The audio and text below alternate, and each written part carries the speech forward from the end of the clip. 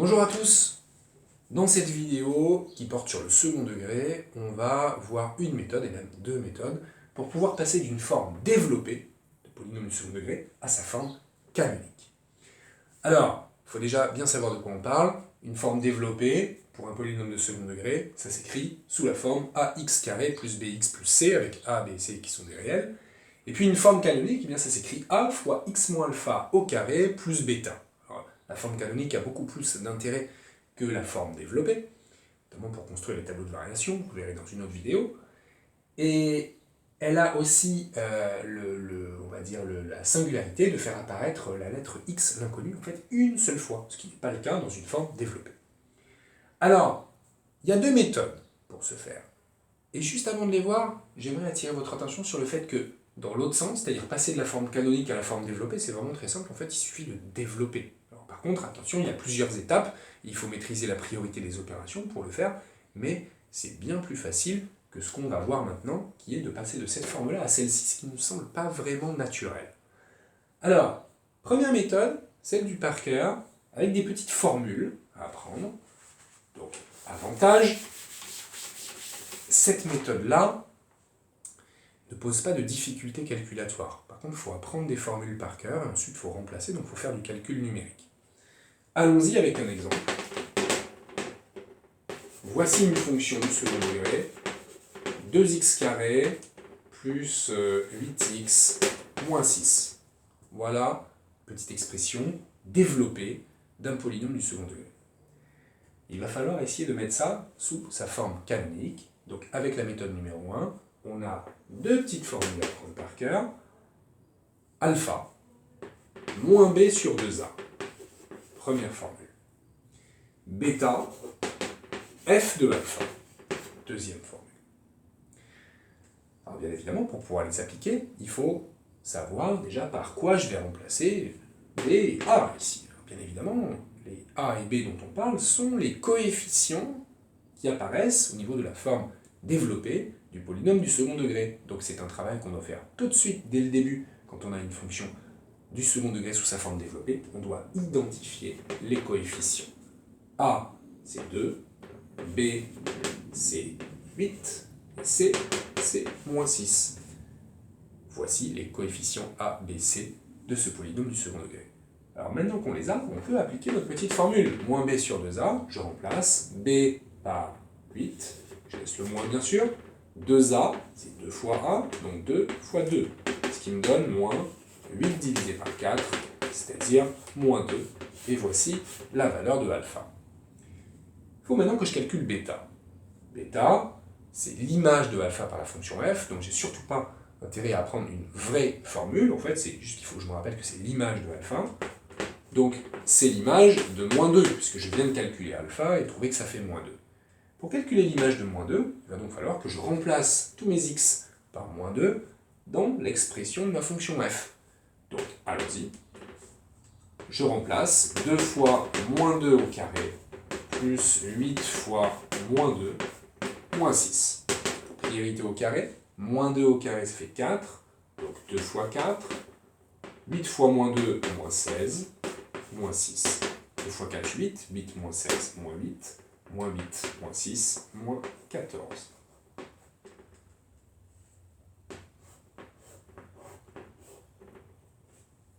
Deux fois 4, 8, moins 14. Alors, j'ai ici la valeur de alpha et la valeur de bêta. Qu'est-ce qu'il faut que j'en fasse? Eh bien, il faut que je remplace alpha et bêta par les valeurs que je viens de trouver, et ainsi j'aurai la forme canonique de ma fonction. Alors allons-y. Donc, f de x égale, je m'aperçois que j'ai besoin de a dans ma forme canonique, mais attention, le a dont j'ai besoin ici, c'est le même que celui qui était ici, qui apparaissait au niveau de ma forme développée. Donc, finalement, je le connais, le petit a, il vaut 2, donc il ne faut pas que j'oublie, je mets un 2 ici. Ensuite, x moins alpha, mais moi j'ai trouvé moins 2 pour alpha, donc x moins moins 2, c'est-à-dire x plus 2, que j'élève au carré. Et enfin, bon, plus bêta va me donner ici moins 14. Et voici la forme canonique de ma fonction du second degré qui était donnée dans l'énoncé. Voilà pour la méthode 1. Donc finalement, il y a juste deux petites formules à apprendre. Une et demie, je dirais, il y en a une. Puis la deuxième, c'est me souvenir que bêta, c'est l'image de alpha. Mais attention, les formules, ça s'oublie très vite. Au bout de quelques semaines, peut-être que vous mélangez les pinceaux, moins B sur 2A, moins B sur A, mince, je ne sais plus. Donc il y a une autre méthode qui permet de trouver la forme canonique quand on a la forme développée. C'est une méthode qui peut porter le nom de canonisation, qui présente le gros avantage donc de ne pas avoir de formule. Par contre, il faut être vraiment à l'aise en calcul unilatéral. On va le voir. Comment utiliser cette méthode pour transformer cette expression-là en forme canonique. Alors, l'idée de cette méthode-là, ça va être d'utiliser à un moment des identités remarquables dans le sens d'une factorisation, mais de manière un peu tronquée, un peu artificielle. On va le voir. On va essayer de suivre les étapes. La toute première étape, on va dire étape 1, ça va être une factorisation par petit a. En fait, on va se débarrasser du petit a, mais attention, uniquement pour les termes en x carré et en x. C'est-à-dire qu'on va se concentrer uniquement sur les éléments qui comportent de l'inconnu, qui comportent du x. Et on va factoriser par petit a. Petit a, ici, c'est 2. C'est le coefficient qui apparaît devant le x carré. Donc 2 facteur de x carré plus 4x, si je factorise par 2. Et je laisse mon moins 6. Étape 2, je vais me concentrer désormais sur ce qu'il y a entre mes parenthèses. C'est-à-dire, encore une fois, les éléments qui comportent du x carré et du x. Ça va être mon étape 2. Et c'est elle qui est de loin la plus délicate, c'est l'étape 2. L'étape 2, c'est utilisation d'une identité remarquable par factorisation. Factorisation, identité remarquable. Une factorisation un petit peu artificielle qui va nécessiter une petite soustraction corrective. Regardons de quoi il s'agit. Les identités remarquables qu'on va utiliser sont les identités remarquables numéro 1 ou 2. Et je vais les écrire ici, un peu en dessous, je vais changer de couleur. Je vais les écrire avec des grandes lettres. Et je vais les écrire dans le sens d'une factorisation, c'est-à-dire a carré plus 2ab plus b carré. Ça, on sait que c'est a plus b, le tout au carré. Et même chose avec un signe moins au niveau du double produit. Ça me donne a moins b au carré. Il ne faut pas se mélanger entre les grands A et les petits a, qu'on voyait tout à l'heure, qui étaient les coefficients de ce polynôme du second degré. Alors, l'idée, c'est d'essayer de factoriser ceci, qui est à l'intérieur de mes parenthèses. Alors attention, pas avec un facteur commun, on pourrait faire du facteur commun, mais ce n'est pas ça qui nous intéresse, c'est vraiment de se forcer à utiliser ces identités remarquables-là. Mais alors, on sent bien qu'on ne va pas vraiment y arriver, parce qu'il y a quelque chose qui nous gêne ici, il n'y a pas 3 termes ici dans ma somme, j'en ai que 2. Donc ce qu'il faut faire, c'est se concentrer uniquement sur les 2 premiers. C'est-à-dire aller rechercher là-dedans un grand A et un grand B qui pourront nous permettre de reconnaître des expressions qui seront soit a carré moins 2ab ou a carré plus 2ab.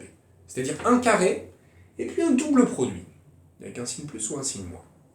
Alors, en pratique, c'est un peu toujours la même chose qu'on fait. En pratique, on a toujours un grand A qui est x. Et puis pour reconnaître notre 2ab, il va tout simplement suffire de diviser le coefficient qui est devant le x par 2. Et c'est comme ça qu'on va réussir à identifier un a carré plus 2ab. Alors, en pratique, qu'est-ce qu'on fait? On laisse le 2 ici, bien sûr. On laisse notre parenthèse. Et donc, on a dit, on se concentre sur x carré plus 4x. On a envie de l'écrire comme ça. Alors, on va essayer. On va lui mettre des parenthèses. On a dit notre grand A, ça va toujours être x. Et puis, notre grand B, on va l'obtenir pour que notre double produit fasse 4x. C'est 2 fois 2x. Donc, on va toujours l'obtenir, ce grand B, en divisant le coefficient du x par 2. C'est-à-dire, 4 divisé par 2, ça fait 2. Donc, ça va nous donner du x plus 2. Le tout au carré. Ça, c'est mon grand A. Et ça, c'est mon grand B. Je récapitule. Mon grand A, ici, je l'ai obtenu juste en prenant x. Comme ça, quand je l'élève au carré, j'ai bien x carré. Et mon grand B, comment je l'ai obtenu? Ben, en divisant ici ce coefficient du x par 2. J'obtiens x plus 2 le tout au carré. Mais alors attention, moi je me suis concentré uniquement sur les deux termes ici. Mais en écrivant que x carré plus 4x, ça fait x plus 2 le tout au carré. J'écrirais pas quand même une petite bêtise? Si je développe ça, ça fait identité remarquable dans le sens le plus naturel, cette fois celui du développement, x carré plus 2 fois x, c'est-à-dire plus 4x, plus 2 au carré, plus 4. Et là, moi, j'avais pas de plus 4, j'avais pas de troisième terme. Donc c'est faux ce que j'écris. Donc si c'est faux, il faut que je lui fasse une petite soustraction corrective, c'est-à-dire que je retranche le terme qui n'apparaissait pas là, mais par contre qui apparaît là quand je fais mon développement, c'est-à-dire le 2 au carré, c'est-à-dire 4. Il faut que je retranche 4 absolument pour que ceci soit bien égal à ceci. Et je ferme ma grande parenthèse, et je comprends que là, comme j'ai une grande parenthèse, une petite parenthèse, je pourrais plutôt mettre des crochets, ce serait peut-être plus joli. Voilà ce processus de canonisation qui apparaît à l'étape 2, qui est une sorte de factorisation artificielle par une identité remarquable, mais qui me permet de retomber sur mes pattes. On fera une encore juste après, pour voir si vous maîtrisez. Et ensuite, bien sûr, j'ai mon moins 6 à réécrire. Alors ça commence à ressembler de plus en plus à une forme canonique. Je commence à voir peut-être un petit a, je commence à voir un alpha qui apparaît. Mais alors, par contre, j'ai encore des crochets, donc ça, c'est pas terrible. Donc pour me débarrasser des crochets, il va falloir que je développe, attention, pas par n'importe quoi, mais que je développe par le 2 ici. 2 fois x plus 2 au carré, plus 2 fois moins 4, c'est-à-dire moins 8. Et j'ai toujours mon moins 6. Je constate que je vais pouvoir faire ce dernier petit calcul. Moins 8, moins 6, ce qui fait moins 14. Et je commence à avoir la même expression que tout à l'heure. C'est la même forme canonique, heureusement, je dirais, avec ici petit a égale 2, avec alpha qui, attention, vaut pas 2, mais vaut moins 2, parce que là j'ai un plus, contrairement à la forme canonique où j'ai un moins, donc c'est moins 2, donc mon alpha vaut moins 2, et mon bêta qui vaut moins 14. Je retrouve exactement la même chose que tout à l'heure. Voilà pour la deuxième méthode, qui est la méthode de canonisation avec du calcul littéral, qui demande une factorisation un peu artificielle et de bien connaître ces identités remarquables. On va faire un deuxième exemple.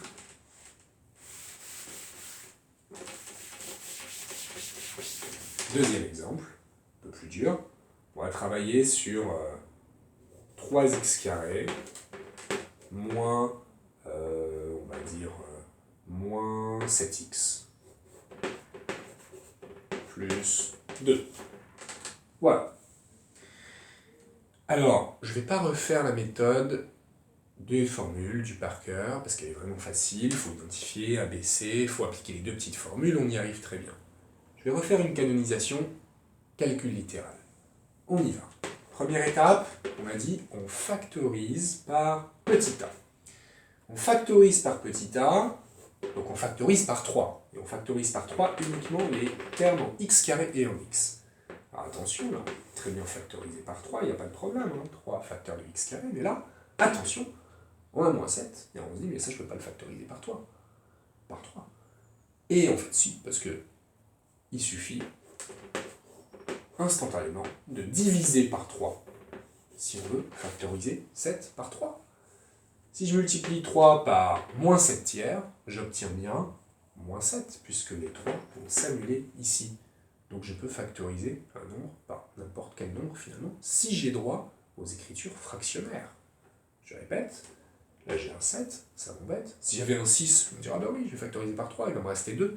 Et si j'ai un 7, ça m'embête un petit peu au début, mais dès lors que j'ai compris que j'ai droit aux fractions, je cherche en fait à multiplier, à trouver un nombre qui, en le multipliant par 3, donne 7, bah ce nombre c'est 7 tiers. Donc moins 7 tiers de x, je continue, plus 2 que je laisse tout seul. Et il va falloir que je fasse en étape 2 mon petit processus de canonisation à l'intérieur de ma parenthèse. On a dit tout à l'heure qu'on réécrit le 3 devant, on ouvre un crochet, et on va essayer de trouver l'identité remarquable qui est la plus adéquate entre un a plus b au carré ou un a moins b au carré. On se rappelle que la différence qu'il y a entre les deux, elle est juste au niveau du double produit. On a soit un plus 2AB, soit un moins 2AB. On se rappelle qu'on doit identifier ici avec un A carré, donc plus ou moins 2AB. Et que le dernier terme, on sait qu'on ne le verra pas, parce que là, il n'y a que 2 termes, il n'y en a pas 3. Donc on doit se concentrer là-dessus. Et alors, est-ce qu'on a un plus ou est-ce qu'on a un moins? Ici, on a un moins. Donc ça va être bien sûr la deuxième identité remarquable, celle qui va nous donner un A moins B au carré. Donc on commence déjà à comprendre ce qui va se passer. On va avoir un X moins quelque chose au carré. Et on aura notre petite soustraction corrective qui apparaîtra ici. Et on aura toujours notre plus 2 à la fin. Alors, ici, qu'est-ce que je vais mettre? Ben, on se rappelle, hein, tout à l'heure, en fait, il nous a suffi de diviser le coefficient ici par 2, pour tomber sur le double produit ensuite. Et là, j'ai une fraction, donc j'ai 7 tiers que je dois diviser par 2. On peut se faire un petit calcul sur le côté. 7 tiers divisé par 2, mais 2 barres de fraction. Ça ne me plaît pas d'en avoir 2, des barres de fraction à étage. Donc plutôt que de diviser par 2, je vais multiplier par 1 demi. C'est-à-dire 7 tiers fois 1 demi. Et donc je comprends que ça va me donner 7 sixièmes. 7 sixièmes. Est-ce que ceci, c'est égal à ceci? Pas tout à fait. Quand je développe, j'ai bien du x carré, j'ai bien du moins 2 fois x fois 7 sixièmes, ce qui me donne bien du moins 7 tiers de x. Par contre, je n'ai pas celui-là, je n'ai pas mon plus b au carré. Mais rappelez-vous, c'est ma soustraction corrective. Il faut que je retranche ce terme b carré qui n'apparaissait pas ici à l'intérieur de ma parenthèse où je n'avais que les 2 premiers termes et pas le dernier. C'est ma soustraction corrective. Alors, il faut que je calcule 7 sixièmes au carré pour pouvoir le retrancher. Donc pour calculer 7 sixièmes au carré, bah tiens, je vais l'écrire comme ça, moins 7 sixièmes au carré, et je le calculerai tout à l'heure. J'ai le temps. Il ne faut pas aller trop vite dans les étapes. En fait, il ne faut surtout pas sauter une étape. Il vaut mieux écrire beaucoup que de faire des choses dans sa tête. Donc écrivons beaucoup. Ce sera pour la prochaine étape. 3 fois x moins 7 sixièmes au carré, moins 7 fois 7, 49, 6 fois 6, 36, moins 49, 36e, plus 2. Petit développement, 3 fois x moins 7 sixième au carré, moins 3 fois 49 36e. Voilà, on peut essayer de comprendre ce qui va se passer. On ne va pas faire 3 fois 49, ce serait un peu ridicule. On sait que 36, c'est 3 fois 12. Donc ici, j'ai 3, ici j'ai 3 fois 12. Mes 3 vont se simplifier en divisant par 3 en haut et en bas. Et je vais obtenir moins 49 douzième. Moins 49 douzième plus 2. Alors, j'ai quasiment fini, j'ai quasiment ma forme canonique. J'ai beaucoup de travail calculatoire ici sur les fractions. Il va falloir que je mette ce 2 sous le même dénominateur que 49 douzième, c'est-à-dire que je multiplie par 12, ici, en haut et en bas. 24 douzième. Moins 49 douzième plus 24 douzième, ça me donne moins 25 douzième, que je réécris ici, moins 25 douzième. Est-ce que j'ai trouvé la forme canonique de mon expression initiale? Il semblerait que oui. Elle est bien de la forme a fois x moins alpha au carré plus bêta, avec a qui vaut 3, avec alpha qui vaut 7 sixièmes et non pas moins 7 sixièmes, et avec bêta qui vaut moins 25 douzième. Voilà, pour un deuxième exemple de canonisation un petit peu difficile, mais qui nous montre qu'on peut toujours y arriver avec cette méthode-là.